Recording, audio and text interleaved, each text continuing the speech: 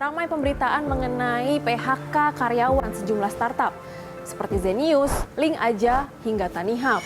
Padahal bekerja di startup itu stigmanya enak, selain digawangi oleh orang muda dengan karyawan kaum milenial dengan gaji yang relatif besar.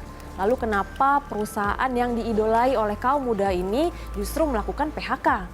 Nah, simak 4 faktor penyebab maraknya PHK di sejumlah perusahaan rintisan alias startup.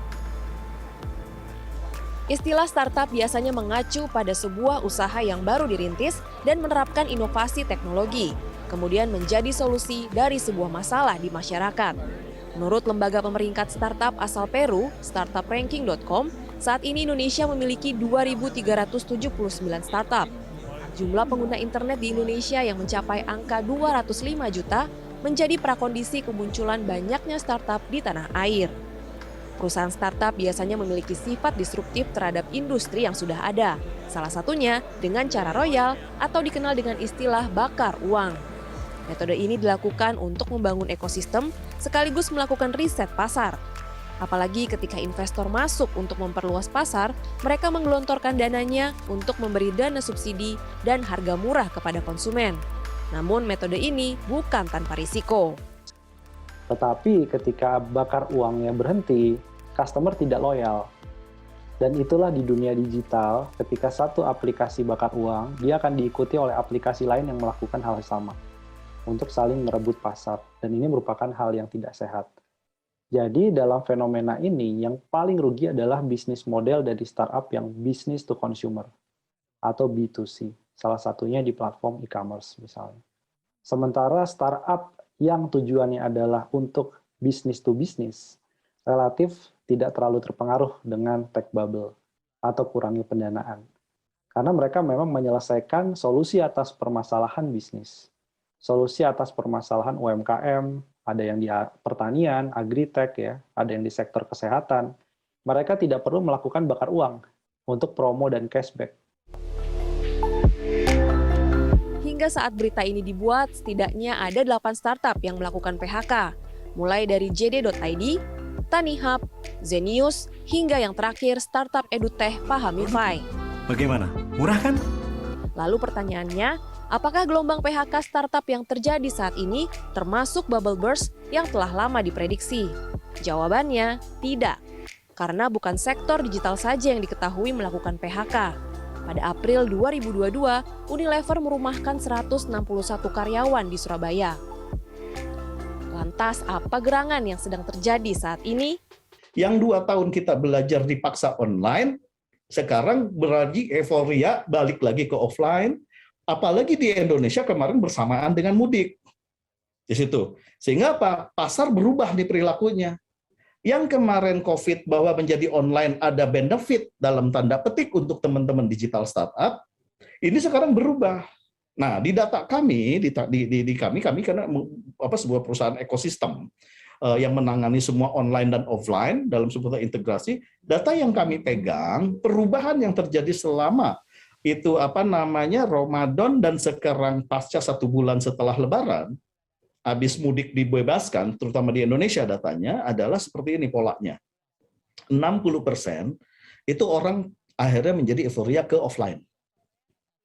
20% itu di online, 20%-nya hybrid, ada yang di online dan juga di offline. Artinya apa? Dalam konteks behavior pasar, ini disebut transisi, maka behavior customer itu atau behavior shopper itu sedang mencari titik barunya. Hadi Kuncoro menambahkan, selama pandemi berlangsung, banyak bantuan sosial dari pemerintah ke masyarakat. Kini setelah pandemi mereda dan program bantuan pun mulai dihentikan, hal ini mempengaruhi kondisi likuiditas masyarakat. Nah, selain 2 faktor tadi, ada 2 faktor lainnya yang terkait dengan kondisi makroekonomi global. Yang pertama adalah rencana kenaikan suku bunga dari Bank Sentral Amerika, The Federal Reserve, yang rencananya dinaikkan sebanyak 2,75% sampai akhir tahun 2022. Nah, suku bunga yang meningkat ini membuat investor lebih selektif untuk menaruh uang pada sektor berisiko tinggi seperti startup, sehingga diprediksi tren pendanaan startup akan menurun tahun ini. Akibatnya, bagi startup yang terbiasa melakukan strategi bakar uang dari investor, kini harus melakukan efisiensi, salah satunya dengan mengurangi jumlah karyawan. Kedua, pergerakan rantai pasok global yang terganggu. Selama pandemi, arus barang dan jasa dunia menjadi terhambat akibat berbagai aturan pembatasan. Contohnya, pasokan dari Tiongkok yang terhambat akibat COVID-19. Ditambah lagi dengan adanya perang Rusia dan Ukraina, membuat biaya komponen produksi menjadi semakin meningkat, sehingga perusahaan harus melakukan efisiensi.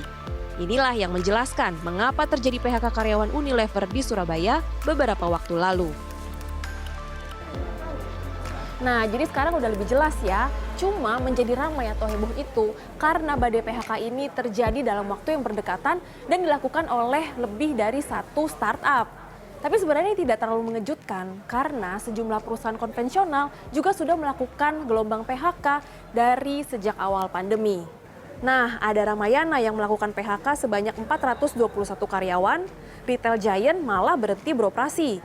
Ada juga Shell dan terakhir oleh Unilever. Semua terjadi karena harus menyesuaikan dengan kondisi makroekonomi yang terjadi saat ini.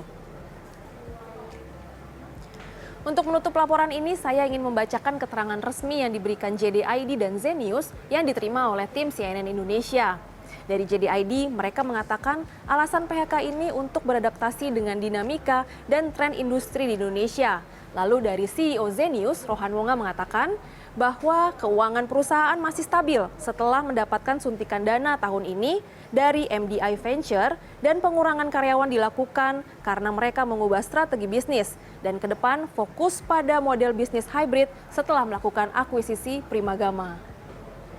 Nah, dari keterangan dua startup ini sudah cocok ya dengan analisa yang kami sampaikan sebelumnya, bahwa tren PHK di sejumlah startup ini tidak bisa dilepaskan dari faktor ekonomi global yang tidak menentu. Sehingga tidak ada lagi istilah bakar duit dan startup harus lebih realistis mengubah strategi bisnis menjadi lebih rasional.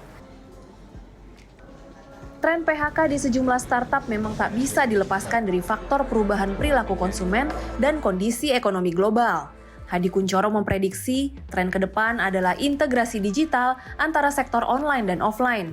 Para founder startup juga diingatkan agar mulai memikirkan strategi bisnis baru guna beradaptasi dengan kondisi baru, serta memikirkan fundamental bisnis dan tidak hanya mengejar valuasi, sehingga usaha ataupun bisnis rintisan ini stabil dan berkembang.